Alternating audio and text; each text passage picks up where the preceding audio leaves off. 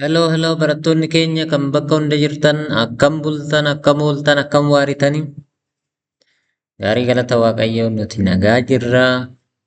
Our students all over the world, good morning, good afternoon, good evening, and I hope all of you are fine. Today we are going to talk about suffixes in Afaan Oromo. Mata dureen barnoota keenya har'aa ka waa'ee maxxantoota jecharratti maxxanu. Fuulduratti maxxanuun, gidduutti maxxanuun, boodatti maxxanuun jechoota jiran ilaalla jechuudha. So when we come to our objective, barnoota kanaan booda barattoonni maxxantuuwwan maal akka ta'an ni ibsu.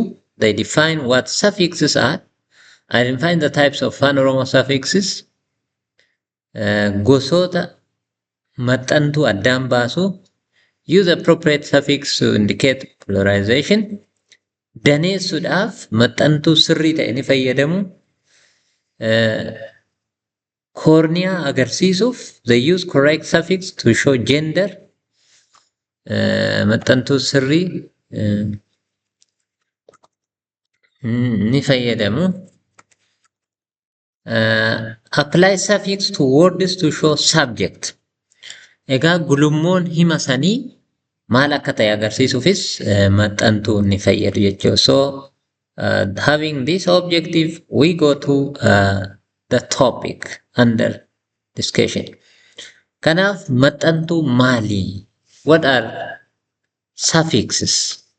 Anyway, when we say suffix, prefix, and infix are also there. So maxxantuu jechuun jecha ta'ee kan hundee jechaa irratti duraa fi booda maxxanuun galuun jechi inni irratti maxxane sun hiika adda addaa akka horatu kan taasisu. Prefix and suffix are short syllable added to the beginning or end of words to change their meaning and or to show the function of a sentence. Says maxxantoonni jecha duraa fi duuba yookiin booda maxxanan Afaan Oromoo keessa ni jiru. There are pre and post suffix in Afaan Oromo. For example, fakkeenyaaf wal bukkee near to each other. Wal bira.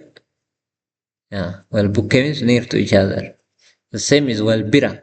Yoo jennu wal kan jedhu jechoota dura galuun akka itti maxxane argina.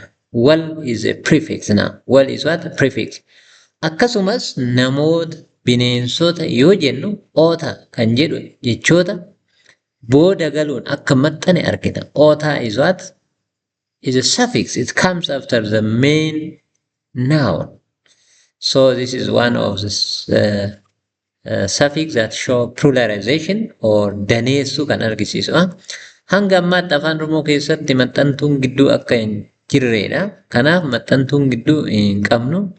Till now we don't have infix in Afaan Oromo except some words that repeat themselves, of course. We'll see those words.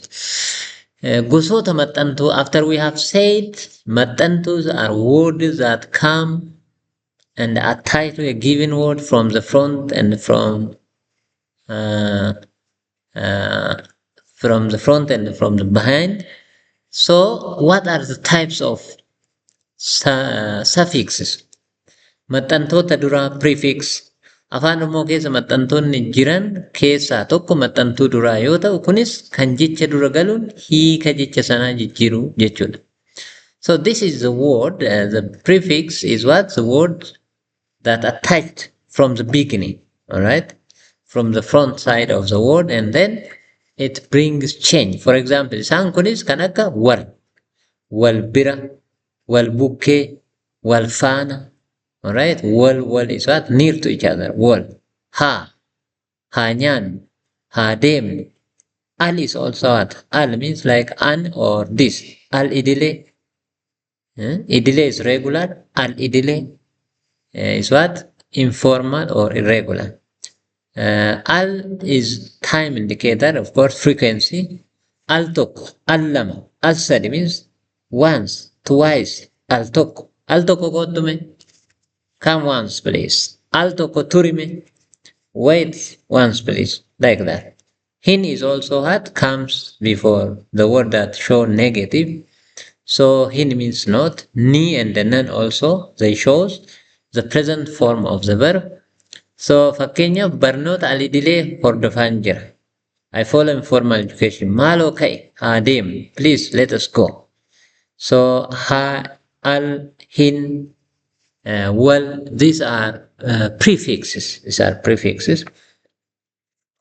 We have some example related to this. For example, hin ta'u means no. Hin fudhu means I don't take. Hin deemnu, we don't go. Hin deemnu, we don't go. Haa nyaannu, let's eat. Haa deemnu, let's go. Haa barannu, let's learn. Wal madaali, wal maddi means beside each other. Wal biraan means wal qabu, to hold each other. Wal qunnamsiisu, to let them meet. Al idile, al tokko, al lama. So these are some of the examples that helps us to understand much about this issue. Maxxantoota duraa jechoota irra deddeebi'uun hojicha irra deddeebiin akka raawwatame kan ibsan. So some words, some prefixes are what? Words that repeat themselves. For example, caccabe.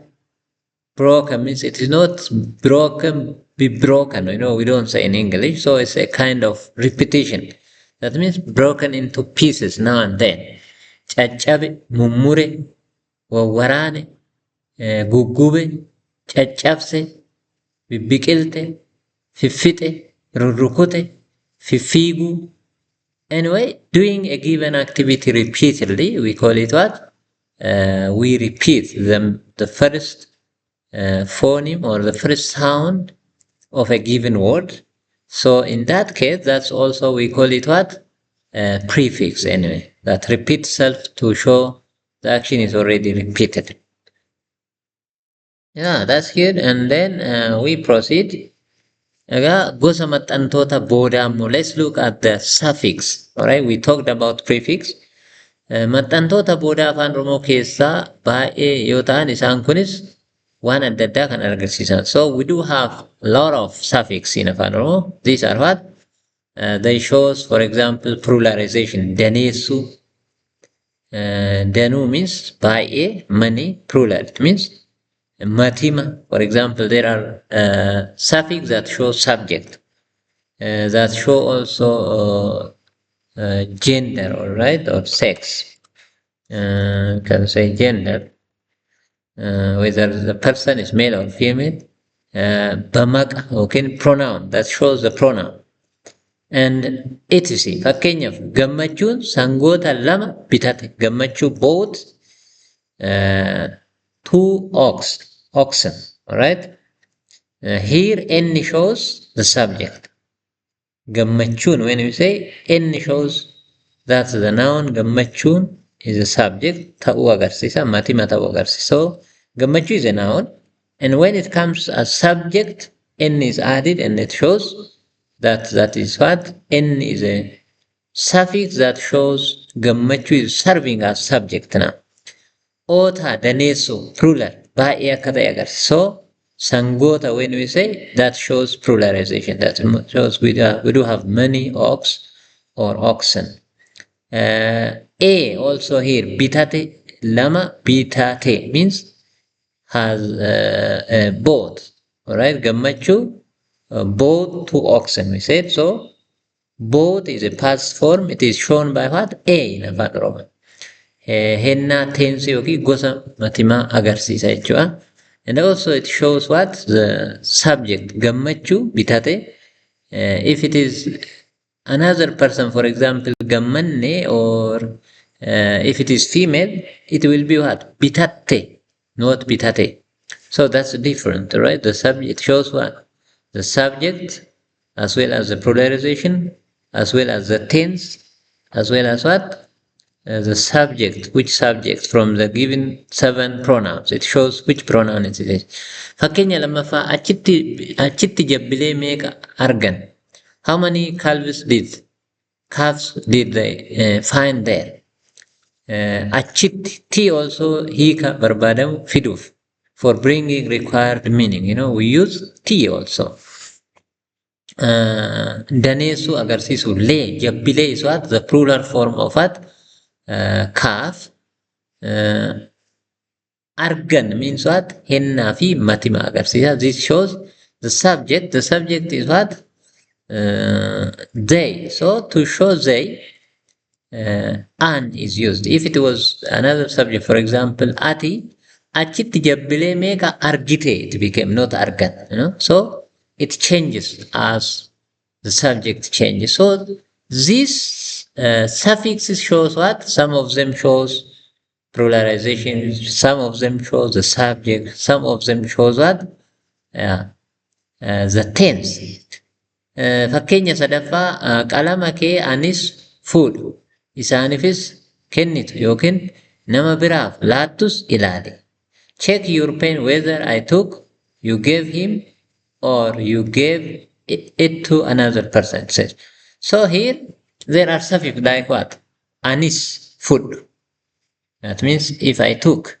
So anis is what? I took to. It means so food.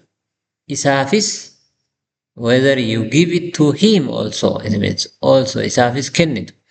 So S shows that meaning anyway. And also that it is additional, it belongs to that person. U shows what? Matima fi hen for tense and subject. Food means past. Food means tense anyway. So it's present tense. Anis food. Fudhachu is present tense. Fudhate. Anyway, this is, it's not completed. The completed one is what? The last verb. So it shows anyway tense also. Fis, u, af, as, li. So they show different kind of things. They show for different purposes. Anyway, we show tenses. We show the nature of the subject. There are a lot of things that we show here. Mee warra kanaan gadi ilaalitii kan maxxantuu qaban addaan baasi. Look at the following and identify sentence with suffix. It says, so as we said, we classified them into two, prefix and suffix. Here we are going to check. Ani nama baay'ee guddaadha. Ani nama baay'ee guddaadha. I'm a very big person. Say, ani nama baay'ee guddaadha. Oromiyaan biyya kooti. Oromoon saba baay'ee guddaadha. Ani nama hundaa nan kabaja. Inni ganamaan dhufe. So what prefix or suffix can you see on this part of the sentences? All right. You can analyze each of them. For example, ani nama baay'ee guddaa. I'm a very big person. So as you can see from this, we have subject, we have helping verb am, very big is adjective, gudda person, nama. So you don't see any prefix or suffix on this sentence. So but we can find on others, for example Oromon, Oromiyan, right, biyya kooti. Yeah. So some of them shows tense also. Good data.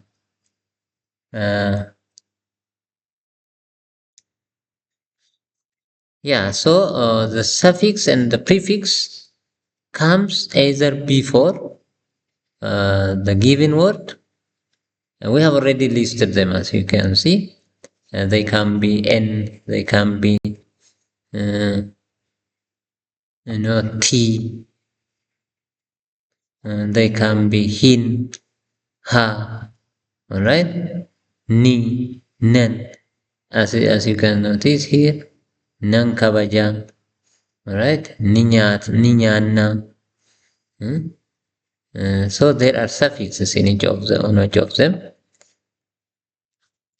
Maxxantuuwwan baay'inaan agarsiisan maxxantuuwwan baay'ina agarsiisan.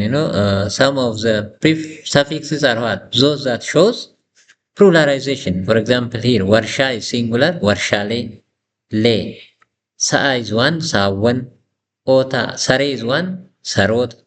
Warsha means factory, factories. Warshaalee, sa'a, cow, saawwan, cows. Saree, dog, saroota, dogs. Beekaa, knowledgeable, knowledgeable people. Daldaal, middleman, daldaaltota, middlemen. Gorsaa, advisor, gorsitoota, advisors. Waraabessa, haayinaa, waraabeyyii, haayinas. Gaangee, mule, gaangolii, mules. Haadha, mother, haadholii, mothers. Shamarree, shamarran, girls. So these are what? The suffixes that we find on the part of the words, and they all shows what? Pluralization. Maxxantuu daneessuu agarsiisan jechuudha. Maxxantuuwwan ramaddii agarsiisan. For example, nee. Dhufne means we came anyway. Shows the first person plural, we, right? We. So ufne, dhufan shows the third person plural, isaan dhufan. Tan, dhuftan shows the second person plural, isin dhuftan. Dhufe shows the third person singular, inni dhufe. Dhufte shows the third person singular, isheen dhufte. So these are what they show first person, second person, third person pronouns anyway. Those are maxxantoota saala agarsiisan, right? Saala. Suffix that show the sex or the gender, right? Gender. They show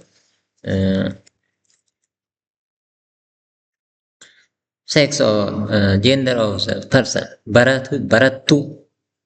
Saala dhalaa ta'uu agarsiisa. Female marker, right? Tu. Barataa, ta.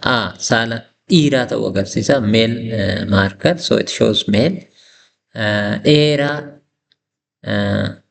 dheertuu, furdaa, furdoo. Furdoo is what? For female, show female. Furdaa is for male. Gabaabduu shows female. Gabaabaa is for male.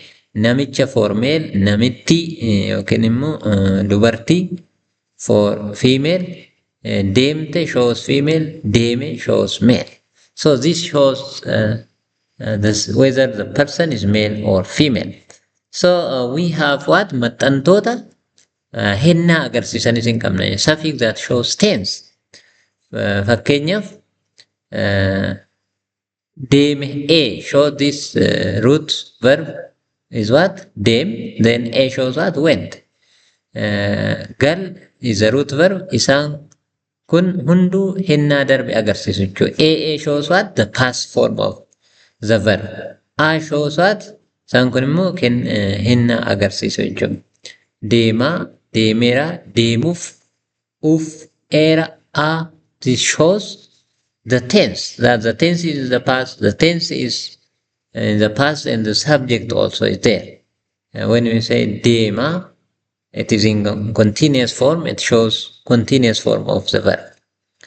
Inni deemaa jira, nyaachaa jira, barachaa jira, qo'achaa jira.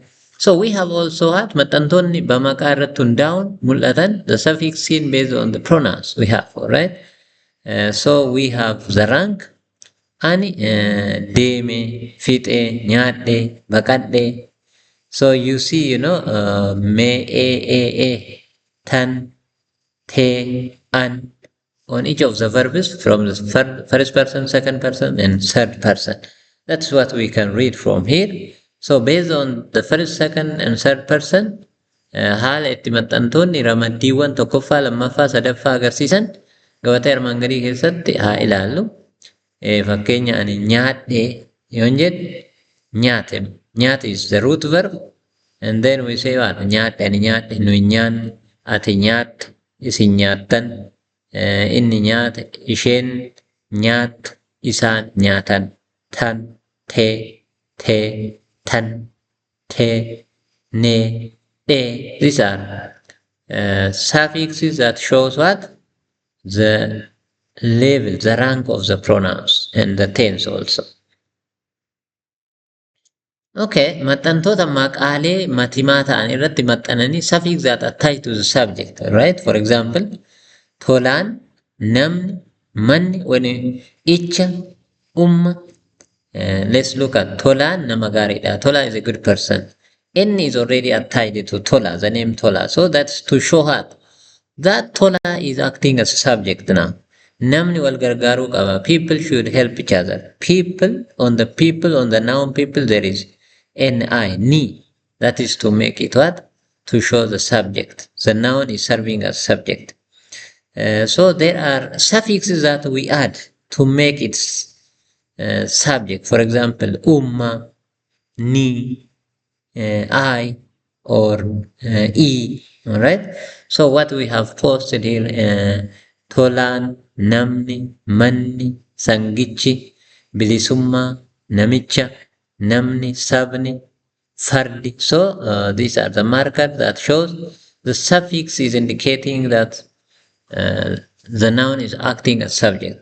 So here are the practice anyway. Nama, namicha, nama, namoota, nama, namni, nama, namaaf, nama, namatti, nama, namummaa, nama, namas, nama, namallee, nama, namaan.